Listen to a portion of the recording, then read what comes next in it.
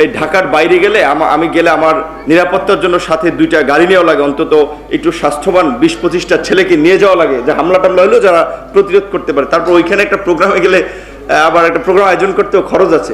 সে ভাসানির সাথে আমরা রাজনীতি করছি, কারো লাউ হয় ও লাউ দিবে, কারো ধান হয় ও চাল দিবে, কারো বাসায় হাঁস মুরগি আছে ও মুরগির ডিম দেবে। তা তোমার খরচ কোথায়? প্রোগ্রাম আয়োজন হয়ে যাবে। তো তুমি এইভাবে করো।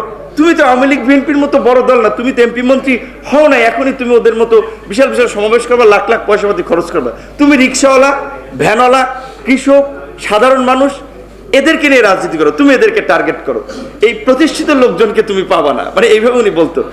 ইভেন বাবলু ভাই ভাষানী অনুসারী পরিষদ, গণসংহতি আন্দোলন, রাষ্ট্র সংস্কার আন্দোলন, রব ভাইদের সংগঠন জেএসডি, বেশ কিছু সংগঠনকে তিনি মাঝে মাঝে ডাকতেন, দুপুরে লাঞ্চ করাতেন, সন্ধ্যা নাস্তা করাতেন। মানে এই প্রেক্ষাপটে আমরা কি করতে পারি তিনি বসার একটা জায়গা করে আলোচনার জন্য ছেড়ে দিতেন, যে তোমরা কথা বলো, মানে দেশের এবং এই চলমান পরিস্থিতি নিয়ে। এটা আপনারা সবাই জানেন যে বিএনপি 2018 সালের নির্বাচনের পরে দীর্ঘদিন সরকারের দমন পীড়ন, নানান পরিস্থিতির কারণে কিন্তু বিরোধী দল হিসেবে যে স্বাভাবিক তার অ্যাক্টিভিটি সেটা কিন্তু করতে পারছিল না। 22-এর শেষ দিকে এসে বলা চলে কিছুটা ভাইব্রেন্ট হয়েছে।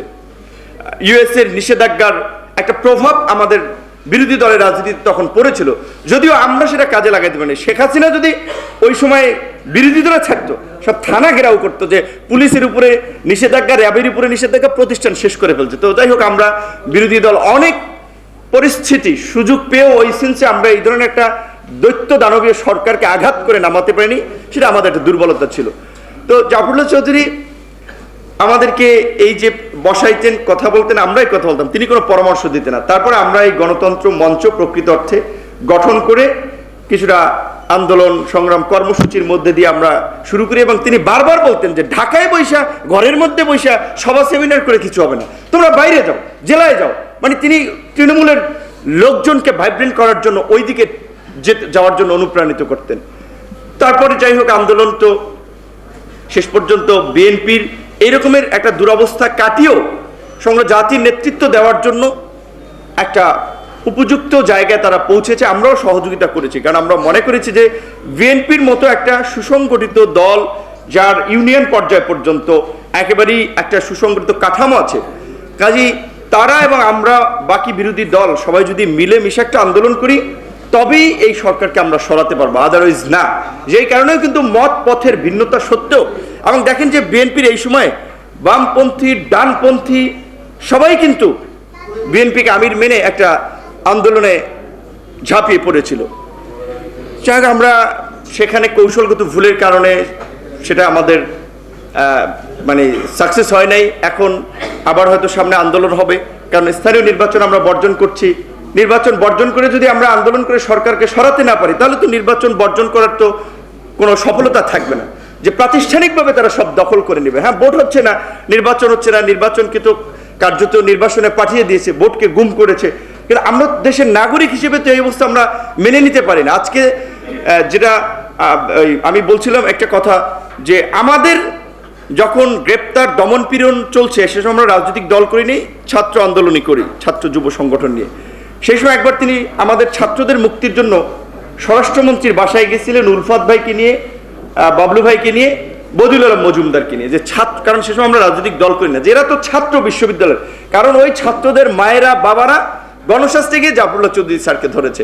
আমরা বলি যে ওদের জন্য আপনি কিছু করেন, আপনি একমাত্র পারবেন। তিনি স্বরাষ্ট্রমন্ত্রীর বাসায় গিয়েছেন ওদের জামিনের জন্য, তিনি কোর্টে গিয়েছেন, লয়ার কোর্টে গিয়েছেন, আবার হাইকোর্টে একবার প্রধান বিচারপতির কাছে ঈদের আগে মানবিক বিবেচনায়, যেহেতু তারা ছাত্র, তারা তো বিনা অপরাধে, আপনার ইন্টারমিডিয়েটের ছাত্র ছিল, যে তাদেরকে গ্রেপ্তার করেছে, সেখানে প্রধান বিচারপতির কাছে স্মারকলিপি দেওয়ার জন্য গেলেন।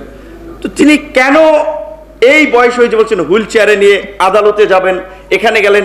ইভেন আবার কোটা সংস্কার আন্দোলনে বাংলাদেশের বলা চলে গত এই 3 দশকের মধ্যে যে একটা ছাত্র আন্দোলনের কম্পন হয়েছিল 18 সালে, আমরা সেই আন্দোলন করেছিলাম, সেইখানেও তিনি ডক্টর কামাল হোসেনকে তিনি এগ্রি করিয়েছিলেন লয়ার কোর্টে যেতে, কারণ কামাল স্যার তো এই লেভেলের মানুষ, এখন প্র্যাকটিসই করেন না, তারপর লয়ার কোর্ট তো আরো পরের কথা। তিনি সেখানে নিয়ে গিয়েছিলেন, বেশের মইনুল হোসেনকে নিয়ে গেছিলেন। সরি টু সে যে আরো অনেক মানুষ আছেন, তারা কিন্তু এটা ফিল করে নাই যে এই ছাত্ররা এই ফ্যাসিস্ট শক্তিকে যে একটা ঝাঁকুনি দিয়েছিল, তাদের পাশে দাঁড়ালে তারা আরো স্পিরিটেড হবে, সামনে ভালো কিছু করতে পারবে।